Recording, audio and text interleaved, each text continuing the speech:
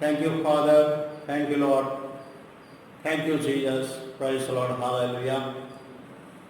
प्रिय मेरे दोस्तों, मेरे भाई बहनों, आज का दिन इस पवित्र शास्त्र में लिखा हुआ ये वचन हम पढ़ रहे हैं।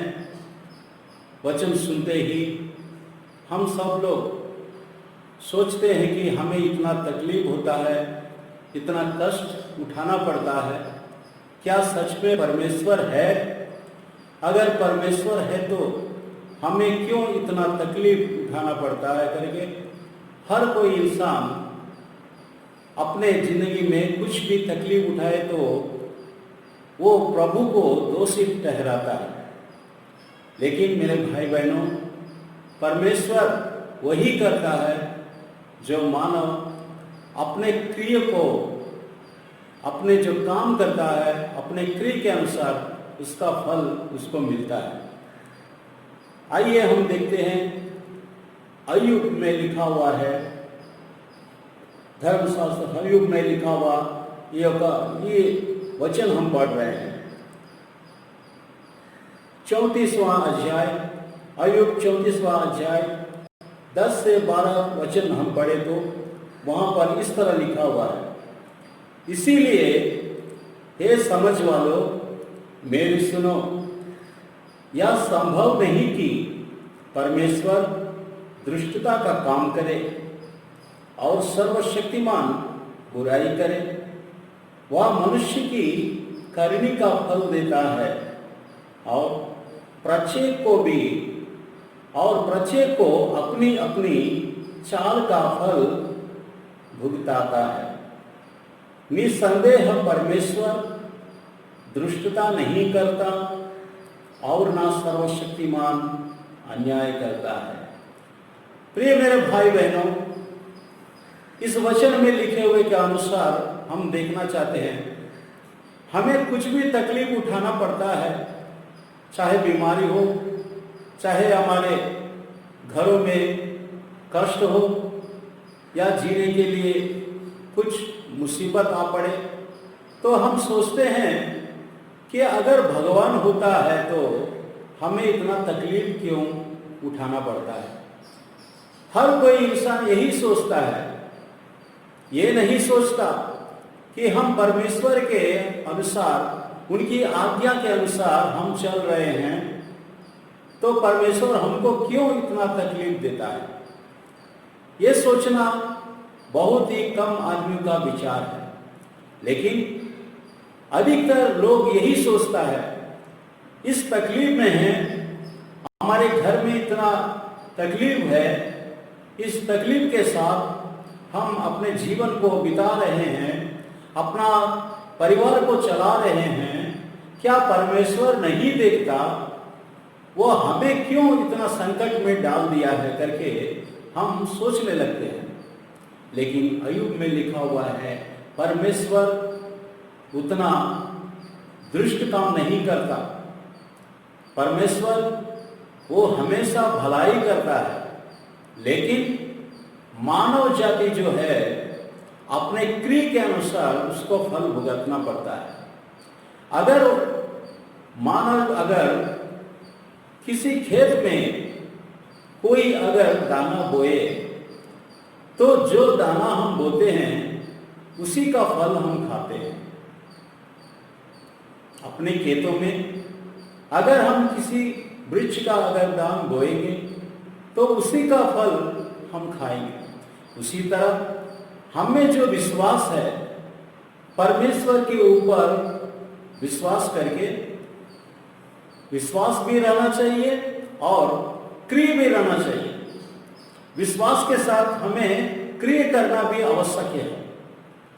परमेश्वर के नाम में प्रार्थना करके अगर हम घर बैठे और हमें खाना मिलना चाहिए करके हम सोचेंगे तो ये कभी नहीं होगा। मेरे भाई बहनों, इस विषय को जानिए। हम आज तकलीफ उठा रहे हैं, हम मुसीबत में हैं, संकट में हैं, तो हमारे पीछे कुछ खराब चीज पर हम निर्भीत हैं, कुछ खराबे हम कर रहे हैं। परमेश्वर की इच्छा नहीं है उसमें। परमेश्वर कहता है तुम हमेशा हमारे नजदीक रहो, हमारे धर्मशास्त्र को पढ़ो, हमारे विचारों को समझो, हम जो आज्ञा तुम्हें दिए हैं उस आज्ञा के अनुसार चलो, तो मैं तुम्हें ऊंचे स्थान में रखूंगा। लेकिन हम परमेश्वर को छोड़कर इस दुनिया के लोगों को देखकर इस दुनिया में हम रहकर उसके अनुसार चलना चाहते हैं। जो व्यक्ति परमेश्वर के पवित्र लहू से धोया हुआ है, जिसके ऊपर परमेश्वर अपने लहू को बहाकर उस लहू से उनको धोकर एक पवित्र स्थान में उसको रखकर वो कहता है मेरे बेटे, मेरे बच्चे, मेरे बात सुनो, तुम मेरे साथ रहो और मैं जो तुम्हें आज्ञा देता हूं उस आज्ञा का पालन करो, तो मैं इस संसार के सबसे ऊंचे स्थान में मैं तुम्हें रखूंगा। और बाइबल में ये भी लिखा हुआ है, जो प्रभु यीशु को मानता है, जो प्रभु यीशु के मार्ग में चलता है, जो कोई प्रभु यीशु के नाम पे प्रार्थना करता है, उसको देने वाले के समान हम रखते हैं, लेने वाले के समान नहीं। उसको ऊंचे स्थान में रखते हैं, नीचे स्थान में नहीं। ये सब आज्ञा हमें पढ़कर उसके अनुसार चलना चाहिए। प्रिय दोस्तों, आज हम तकलीफ कर रहे हैं तो आइए प्रार्थना कीजिए परमेश्वर को। प्रभु यीशु मसीह उन्होंने अपने पिता के पास उनकी महिमा को छोड़कर एक पापी के लिए इस जमीन पर आए हैं। इस जमीन पर आकर अपने लहू को बहाकर आपके लिए, हमारे लिए, सबके लिए उन्होंने अपना प्राण को त्याग किया है। अपने प्राण को त्याग करके वो समझते हैं कि मेरे इस लहू के अनुसार इस संसार के लोगों का, इस संसार के लोग वो बहुत ही अच्छे तरह से जिएंगे। उनकी पाप सब चीज धोकर उनको पापों को हमने प्रायश्चित किया है, हमारे लहू से उनके पापों को प्रायश्चित किया है, उनको धोया है, वो हमारे बच्चे हैं। क्या हम समझते हैं कि परमेश्वर हमें क्यों किया इस तरह?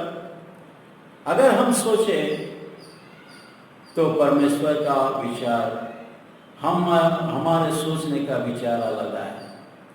हम इस लोक को, इस दुनिया में समझते हैं कि यही हमारा दुनिया है, लेकिन एक वो देश है, परदेश, जहां हमें युग युग रहने के लिए परमेश्वर ने हमें बुलाया है। प्रिय मेरे भाई बहनों, मेरा ये पहला संदेश है। हम चाहते हैं कि आप समझ सकते हो। मेरा एक ही कहने का विचार है, अगर कोई भी तकलीफ उठाता है तो परमेश्वर को दोषित ना ठहराए, खुद को दोषित ठहराए, क्योंकि हमने परमेश्वर का बात नहीं सुना, हमने परमेश्वर की आज्ञा का पालन नहीं किया, हमने परमेश्वर का आज्ञा को छोड़ दिया, परमेश्वर के वचनों को हमने नहीं पढ़ रहा है। परमेश्वर के वचनों को हमें ध्यान करना चाहिए, लेकिन हमें परमेश्वर के वचन को कभी नहीं छूते हैं, कभी नहीं पढ़ते हैं।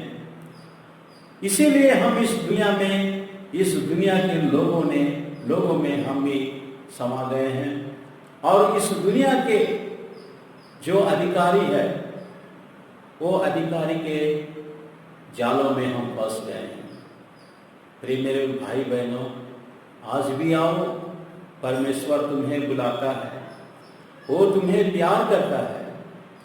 उनके संदेश को सुनो, उनके धर्मशास्त्र में जो लिखा है वचनों को पढ़ो, उस वचनों को ध्यान में रखो, उस वचनों को हम हर दम याद करके, परमेश्वर हमारे साथ है, हम परमेश्वर के साथ हैं, हम जो भी काम करते हैं उसका फल परमेश्वर हमें देगा। हमें अच्छे बीज बोना चाहिए, क्योंकि अच्छे फल हमें मिले। अगर हम खराब बीज अगर बोए तो उस खराब फल को भी हम काटना पड़ेगा। फिर मेरे भाई बहनों, ये बात सुनिए, परमेश्वर आज पुकार रहा है, मेरे पास आओ मेरे बच्चों। हमें कुछ नहीं करना चाहिए। हर सुबह सोने के बाद हर सुबह तुम्हें जैसे ही जाग उठोगे तुम तुरंत अपने घुटने टेक कर परमेश्वर से प्रार्थना करो, हे प्रभु, आज ये पूरा दिन मेरे जीवन को तुम्हें सौंपता हूँ, मेरे जीवन तुम्हारे कदमों पे रखता हूँ, मेरे परिवारों के हर व्यक्ति के जीवन तुम्हारे चरणों में है। आज सारा दिन अपने दाहिने हस्तों के नीचे हमें छुपा कर रखें और कोई भी शत्रु आकर अपने जाल में ना फंसाए।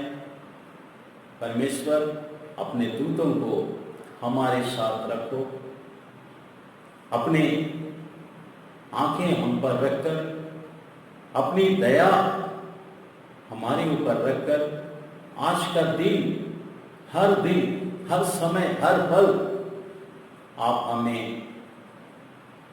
रक्षा करते रहे।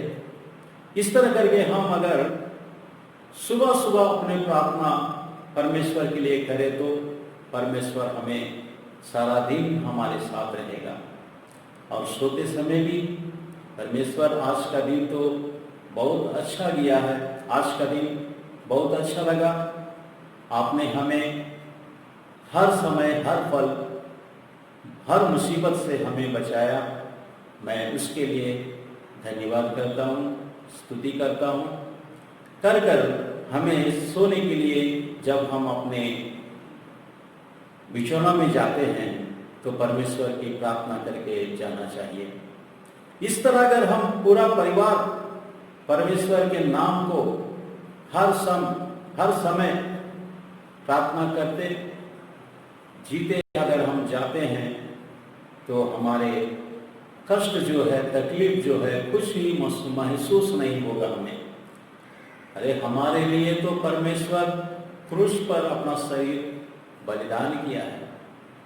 उनका जो बलिदान, उनका जो वो कष्ट जो उठाया है, वो कष्ट के सामने इस दुनिया में हम जो तकलीफ उठा रहे हैं वो बहुत ही कम है, वो बहुत ही कम है।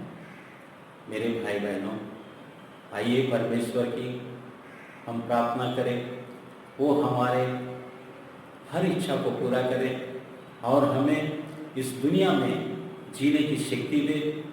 हमारे हर संकट, हर तकलीफ वो दूर करे और परमेश्वर के नाम से ही हम उनकी प्रार्थना करें।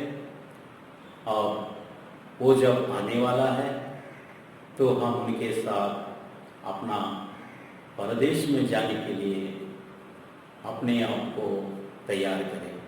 आइए प्रार्थना करते हैं, सब लोग आंखें। मेरे परमेश्वर, मेरे यीशु, मेरी मांगे पूरी करना प्रभु।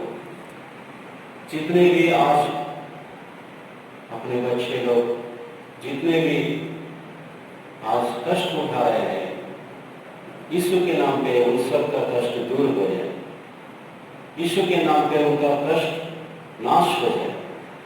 यीशु उन सभी को आशीर्वाद करना, उनकी हर इच्छा पूरी करना, यीशु के नाम पे मांग रहे हैं।